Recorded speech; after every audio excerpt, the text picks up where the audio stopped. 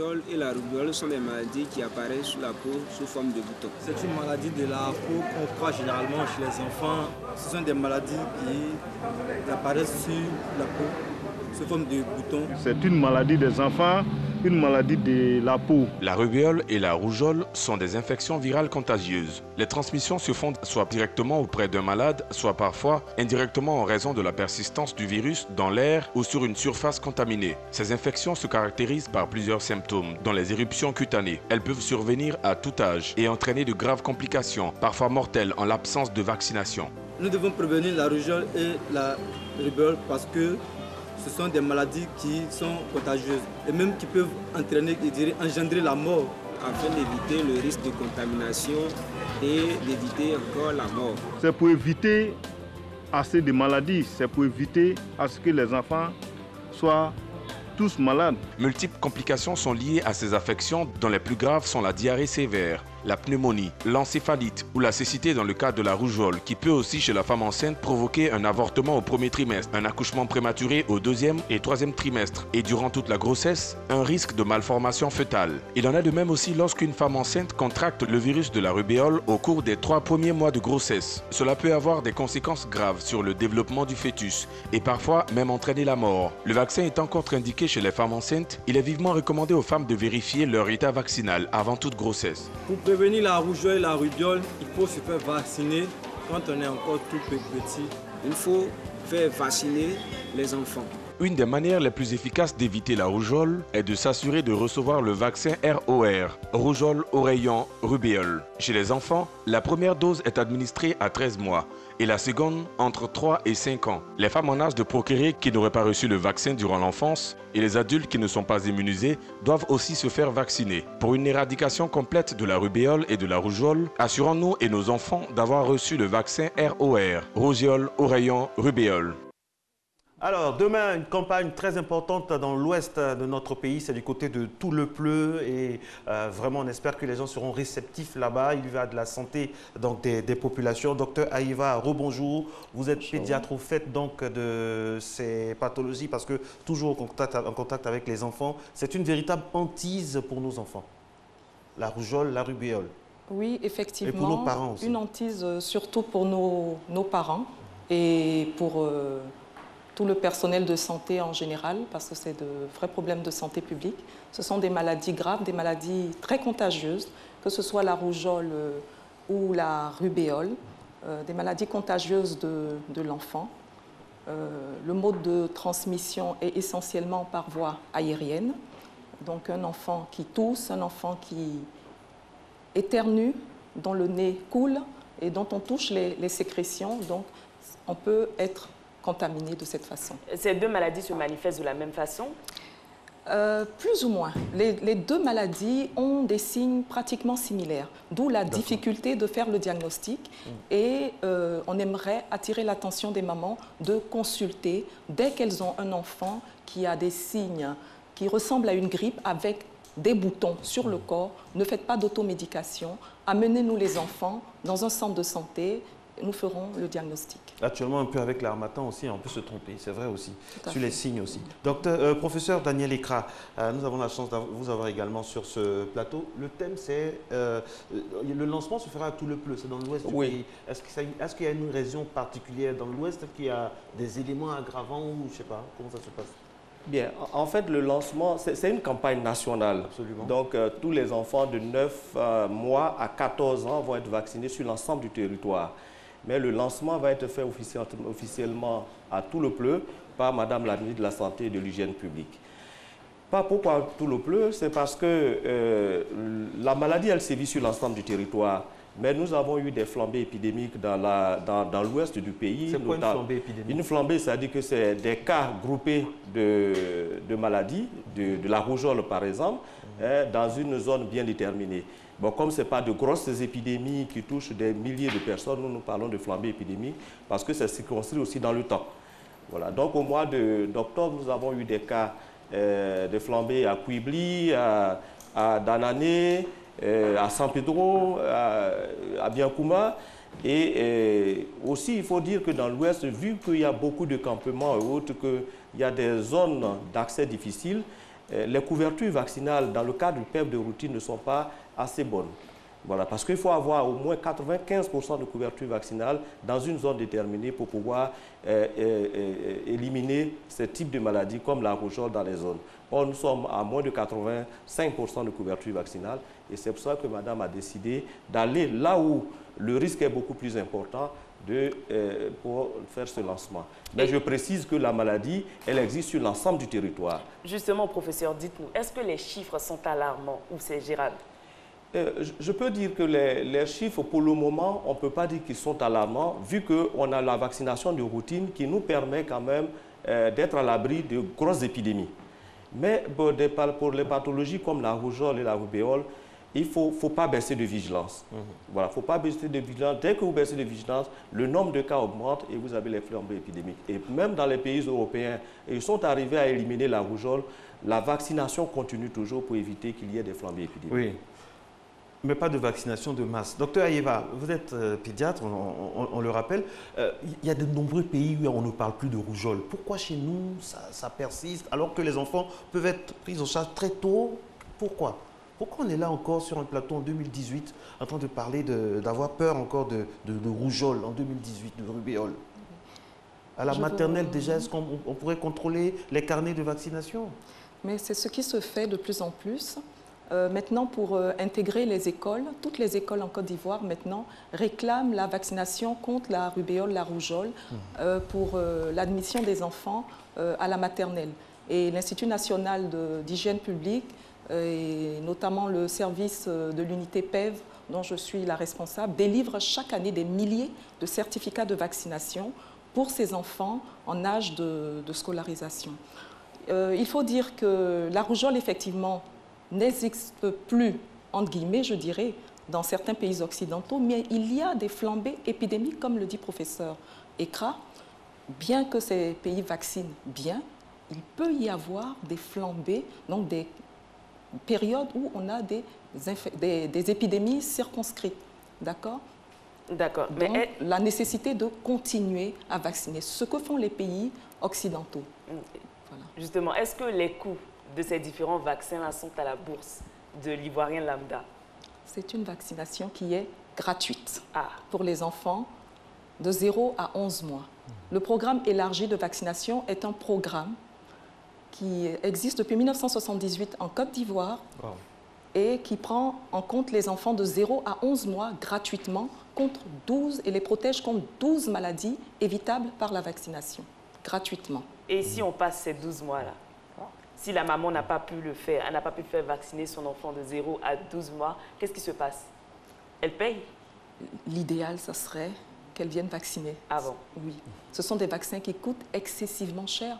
Et notre État, le gouvernement ivoirien, fait des efforts avec les partenaires pour mettre à la disposition ces vaccins.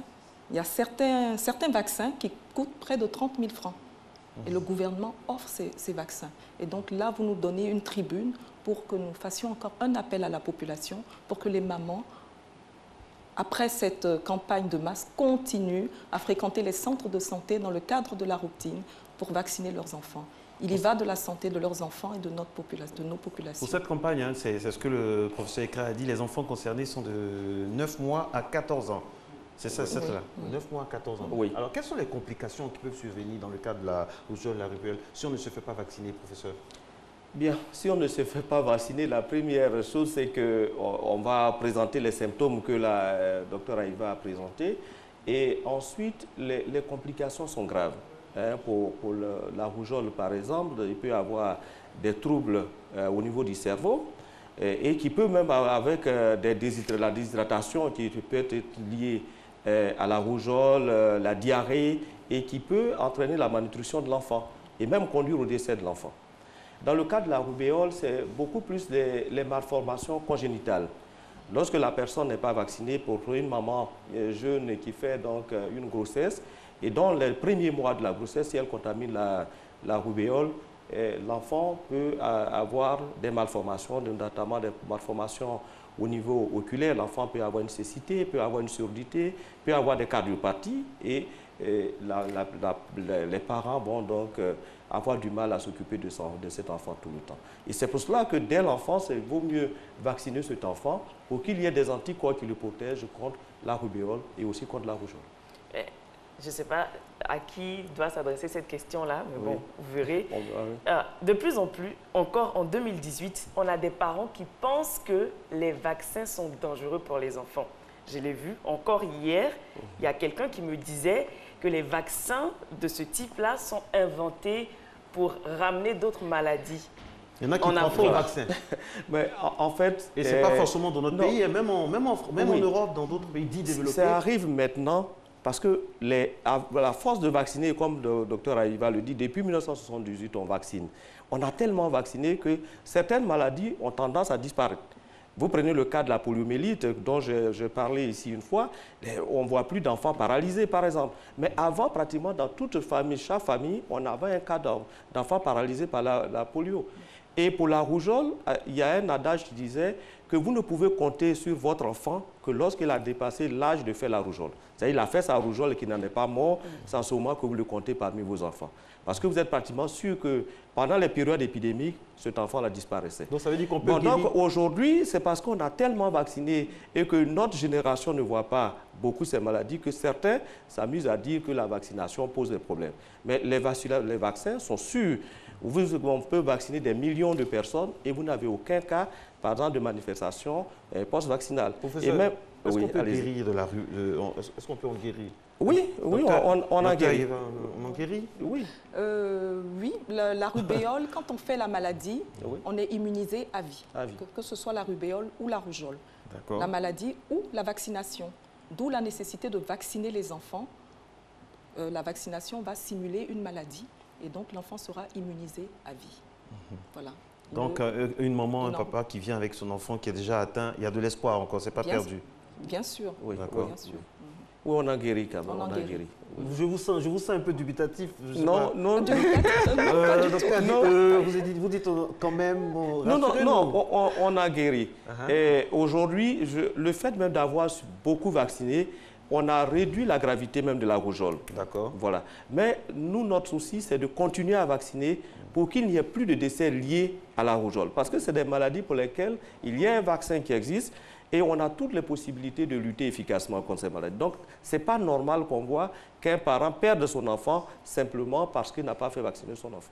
Alors, est-ce que malgré le vaccin, l'enfant peut faire quand même la maladie s'il est en contact avec un autre enfant qui fait la maladie? Voilà. Et c'est le sens même des campagnes de vaccination que nous allons organiser. En fait, lorsque vous vaccinez un enfant à 9 mois, la protection de l'enfant conférée par le vaccin est dans l'ordre de 90%. C'est-à-dire que si vous vaccinez 100 enfants, il peut y avoir 10% des enfants qui ne soient pas véritablement protégés. Et les 10% d'enfants qui ont eu le vaccin mais qui ne sont pas protégés, ces enfants-là, leur groupe va se constituer d'année en année. Et quand ils vont devenir plus grands, de 4-5 ans, il peut y avoir une épidémie dans ce groupe-là. Et donc, ce que nous faisons, c'est que les mamans font vacciner les enfants en routine, mais tous les 3 ans, nous organisons une campagne de suivi pour rattraper tous les enfants qui ont été vaccinés, mais probablement n'ont pas été vaccinés, qu'on appelle protégés, pour éviter qu'une épidémie survienne. Voici pourquoi nous faisons la campagne actuelle, pour donner une deuxième chance à tous les enfants d'être suffisamment protégés contre la rougeole. Alors, dites-nous, docteur Aïva, on aura quoi sur le terrain? 2 injections, une injection, puisque c'est 2 pathologies, rubéole et rougeole. Comment ça va se passer concrètement? Non, il y aura une seule injection. Voilà, il s'agit d'un vaccin qui contient les 2 antigènes dirigés contre les 2 maladies. Voilà, donc une seule injection. Et les stratégies, on vient où se vacciner? Dans les hôpitaux?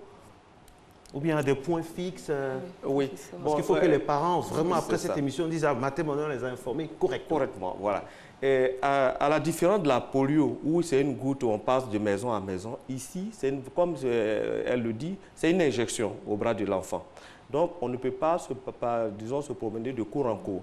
Donc, nous allons organiser des sites de vaccination dans les villages dans les centres de santé, dans les marchés, partout où on peut trouver les enfants, il y aura du personnel de santé pour les vacciner. Nous avons au total plus de 5700 équipes de vaccination qui seront, seront sur l'ensemble du territoire. Plus de 32 000 vaccinateurs qui vont intervenir dans le cadre de cette campagne. Donc, partout, il y aura du personnel. On ira même dans les campements pour organiser des petits centres de vaccination pour donner la chance aussi à ceux qui sont plus loin d'être touchés par la vaccination. Ça va se faire par période. Hein? Oui. Donc, vous allez démarrer à l'ouest, ensuite? Non, nous allons démarrer en même temps, concomitamment, sur l'ensemble du territoire. Donc, dès le lundi et le vendredi 26 à 7h30, démarre la campagne de vaccination sur l'ensemble du territoire. Alors, docteur Aïva, on sait que la question vous concerne vous deux, hein. C'est de 9 mois à 14 ans. Oui. On sait qu'il y a des enfants à partir de 12 ans, 13 ans qui sont très actifs. Il y en a par exemple qui font des petits métiers, par exemple de mécanique, qui sont apprentis. Il y a des filles qui vendent, qui accompagnent leurs parents au bord de la route, tout ça. Qu'est-ce qui est fait pour attirer ces enfants-là, pour les vacciner? Parce que ce sont des enfants qui bougent beaucoup, ils ne sont pas sous la garde des parents. Bon, c'est un peu compliqué. Comment on fait? Bien, on a deux groupes d'enfants. Ceux qui vont être à l'école. Donc, on a demandé le partenariat du ministère de l'Éducation pour qu'on puisse aller dans les centres ou bien même à l'entrée des écoles pour pouvoir vacciner. Parce que quand vous regardez la cible, il y a beaucoup. Parmi eux, il y a certains qui sont... la plupart se trouvent à l'école normalement. Maintenant, les autres qui ont des activités telles que vous citez, ceux-là peuvent se retrouver dans les centres de vaccination de proximité. Nous avons dit que nous serons dans les quartiers, nous serons dans les marchés, et donc on offrira vraiment la possibilité à tous ces enfants-là de pouvoir se vacciner. Et donc le message, on l'adresse aux parents, mais on l'adresse aux enfants. Déjà à 14 ans, on est sensible, donc on comprend la nécessité de se faire vacciner, que ceux-là viennent aussi dans les centres de santé et dans tous les postes de vaccination pour se faire vacciner. Alors, dites-nous, est-ce qu'il y a un risque lié à la double vaccination? C'est-à-dire, si j'ai fait vacciner mon enfant, je ne suis pas là, il y a une campagne et que la nounou à la maison, si elle va faire vacciner mon enfant, est-ce qu'il y a un risque lié à ça? Non, il n'y a pas de risque. Et tout cela a été parce qu'effectivement, comme la campagne est nationale et que nous ciblons cette population, il y a des mamans qui peuvent avoir présenté leur enfant peut-être 2 ou 3 jours avant au centre de santé pour faire la rougeole. Mais la dose supplémentaire qui va se faire dans le cadre de la campagne n'a aucun risque, ne présente aucun risque. Et puis il y a des rattrapages aussi qui sont... Voilà. Donc il n'y a pas de risque. Non, il n'y a pas de risque. Maintenant, il y a des... Comme la vaccination elle-même, elle se fait en routine à 9 mois. Il va y avoir des mamans aussi qui vont présenter leurs enfants le même jour, à 9 mois, dans un centre de vaccination. Et leur carnet de vaccination ne sera pas enregistré comme étant vacciné dans le cadre du PEP de routine. Donc, ces mamans-là, nous leur demandons qu'un mois après, dans le mois qui suit la fin de la campagne, c'est le 4 février, que les mamans-là représentent aussi les enfants dans les centres de santé pour avoir une dose supplémentaire. Plus vous faites vacciner votre enfant, et avec l'âge qui avance, plus vous avez la chance de protéger votre enfant. D'accord. Alors, allez-y, merci. Alors, si un enfant, par miracle, ne s'est pas fait vacciner jusqu'à 15 ans, est-ce qu'il peut faire la maladie après? S'il ne s'est pas fait vacciner, il n'a jamais fait la maladie. Est-ce qu'après 15 ans, il peut faire la maladie? Oui. Malheureusement, oui, parce que c'est une question d'immunité. Si vous n'êtes pas protégé, d'abord, vous n'avez pas fait la maladie parce que la maladie, elle est immunisante. Si vous avez fait la maladie dans votre enfance, à tout ce moment, vous êtes immunisé. Si vous n'avez pas eu le vaccin, vous n'êtes pas immunisé. Donc, c'est les deux situations où vous pouvez être immunisé. C'est d'avoir fait déjà la vaccination ou bien d'avoir fait la rougeole une fois dans votre vie et d'avoir fait la vaccination. Mais si vous n'avez pas eu ces deux situations, même à 20 ans, 30 ans, 40 ans, vous pouvez faire la rougeole. Et là, qu'est-ce qu'il faut faire pour se faire vacciner, peu importe l'âge? Normalement, bon, je pense que c'est pour ça qu'on offre toutes les possibilités. Aujourd'hui, ce sera même dommage qu'un enfant échappe à cette vaccination. Il y a quand même, nos estimations font état de 13 millions d'enfants à vacciner pendant les 10 jours. Mais là, attendez, docteur aimerait réagir. Attendez, oui, voilà. Allez-y, vous aimeriez réagir. Je souhaiterais sur cette question dire que l'adulte qui n'a jamais fait la maladie, qui sait qu'il n'a jamais fait la maladie, qui n'est pas vacciné, peut se faire vacciner. Le vaccin existe à l'Institut national d'hygiène publique à des coûts subventionnés. Et donc, l'adulte jeune, et je recommande fortement surtout à nos jeunes sœurs, à nos mamans, aux femmes en âge de procréer, qui savent qu'elles n'ont jamais fait la maladie, qui n'ont pas été vaccinées, de venir se faire vacciner. Parce que les complications pour le fœtus sont graves.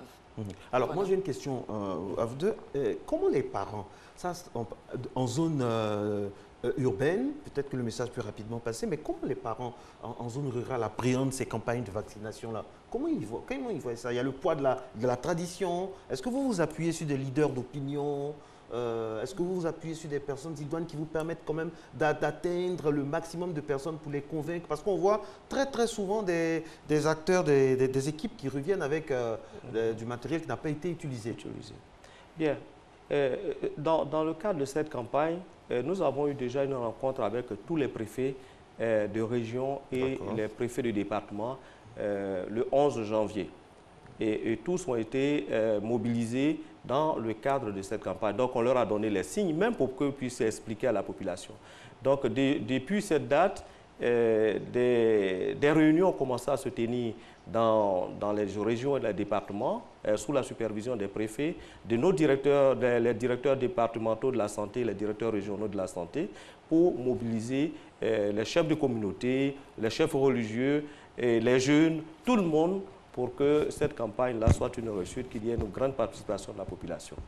Et nous avons aussi d'autres mobilisateurs qui sont sur le terrain, des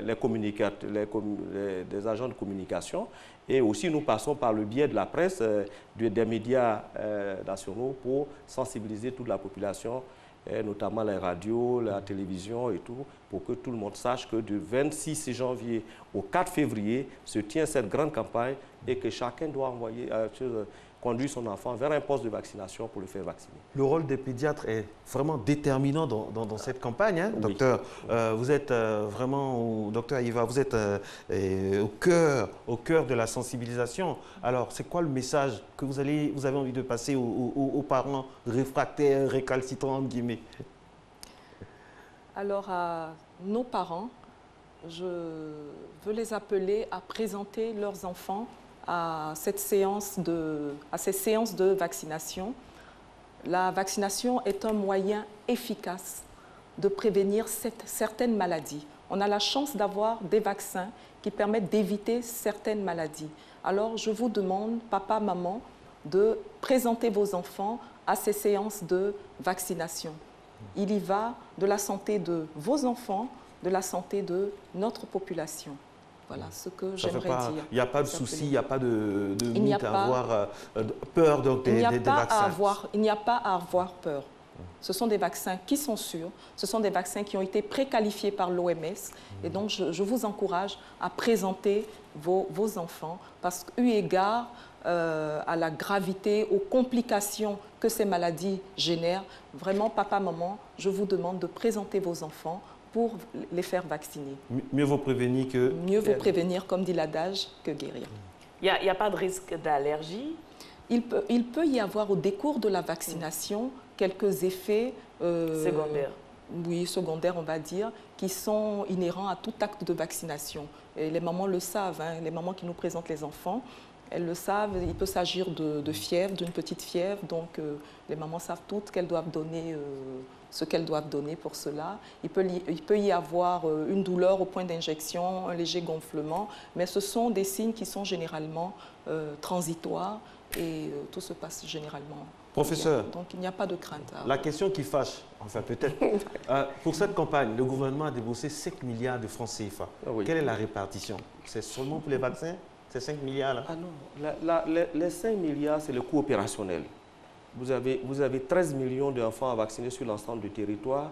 Vous avez 32 000 agents qui vont sillonner le pays pendant 10 jours. 5 700 équipes. Et 5 700 équipes.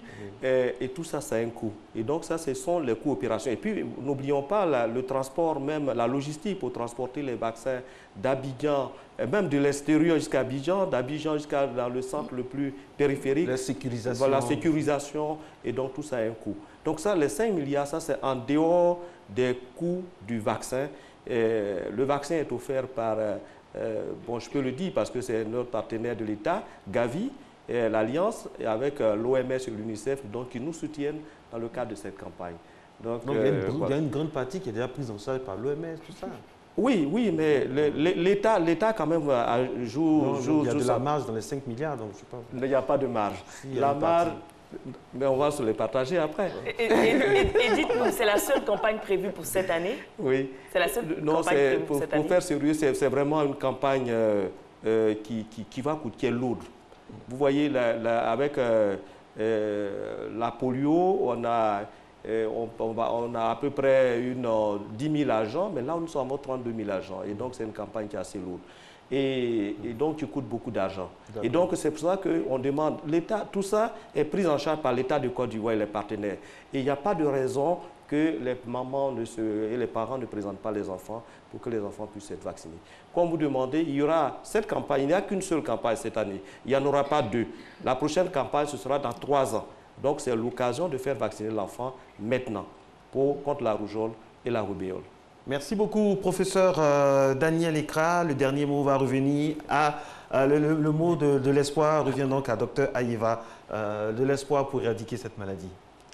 Je vous remercie.